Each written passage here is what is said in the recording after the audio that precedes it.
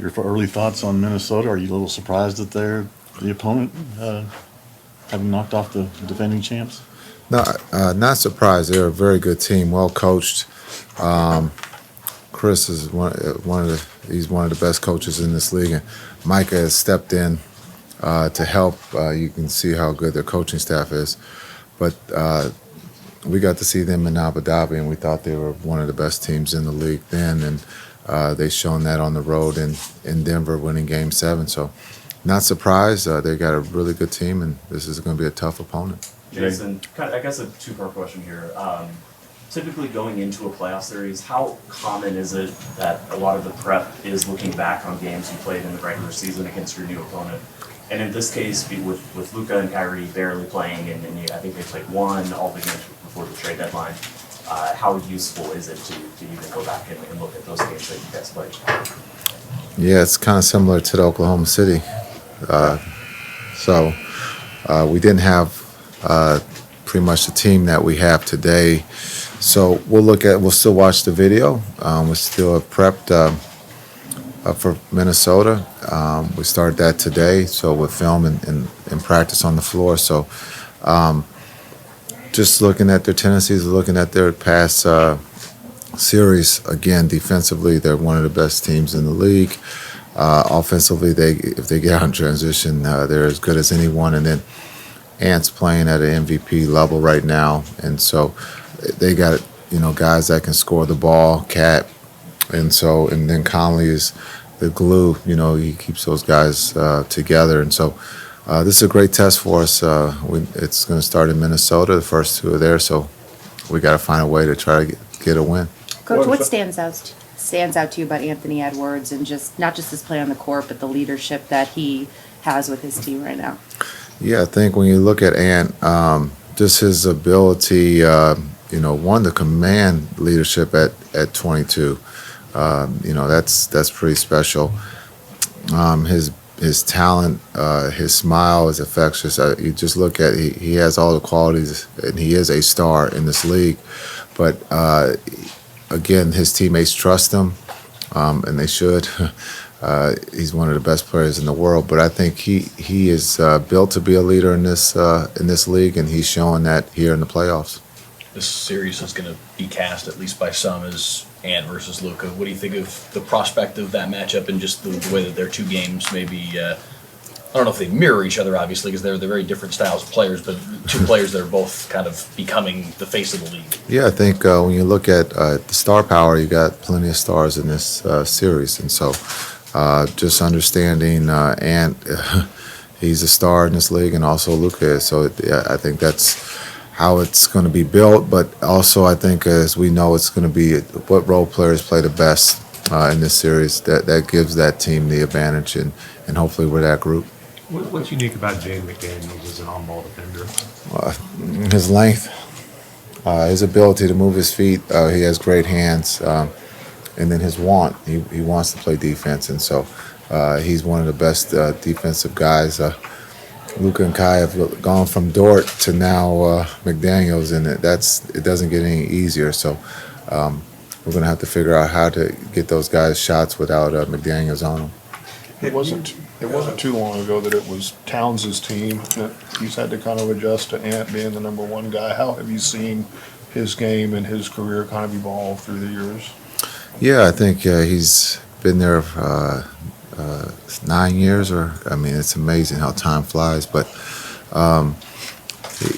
Ant's ability to score, being drafted, just understanding being in the lottery, they've gotten better with Ant, and Ant's game complements Cat's game, and vice versa. So when you talk about whose team it is, it's kind of a funny phrase, but it's you can see Ant is giving praise to Cat, and Cat's giving praise to Ant. So I think when you talk about great teammates, they play together at a high level.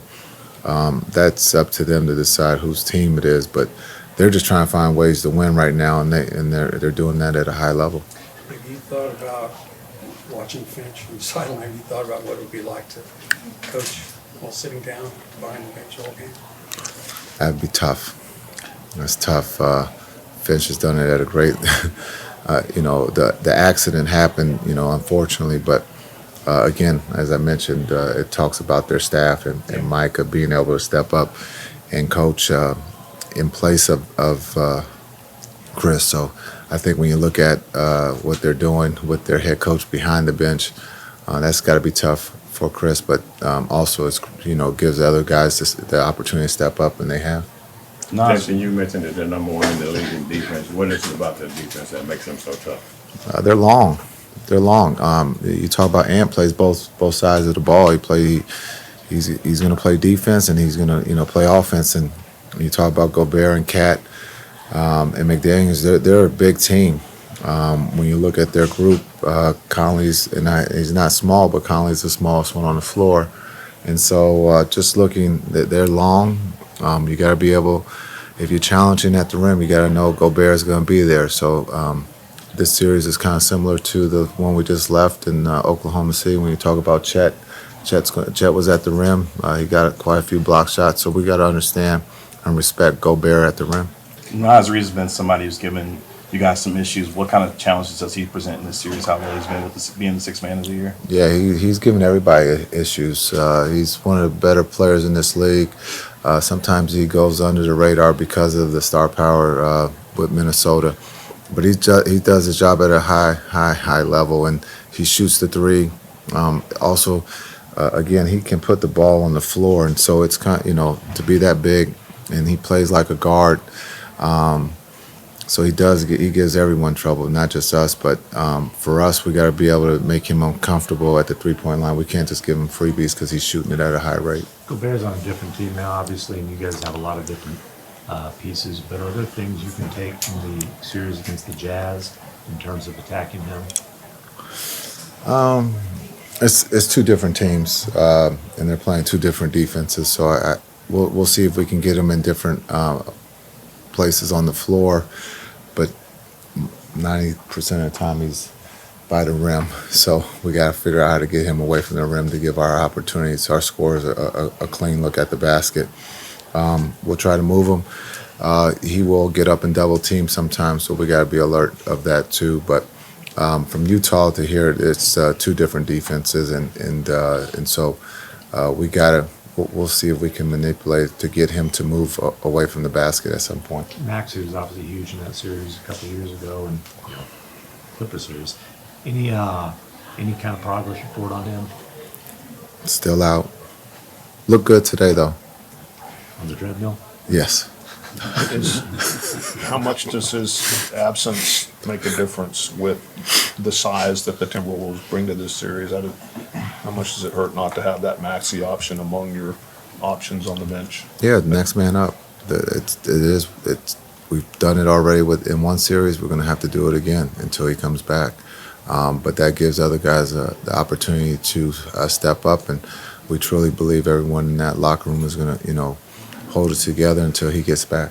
Any shot at late this series, or still too early to say? He looked good on the treadmill. So that's as far as I can give you an update on Maxey. You guys, there's only 5 players still left from the 2022 team. But I asked this of Luka the other day. Is there anything that could be learned from the experience of being in the conference finals 2 years ago?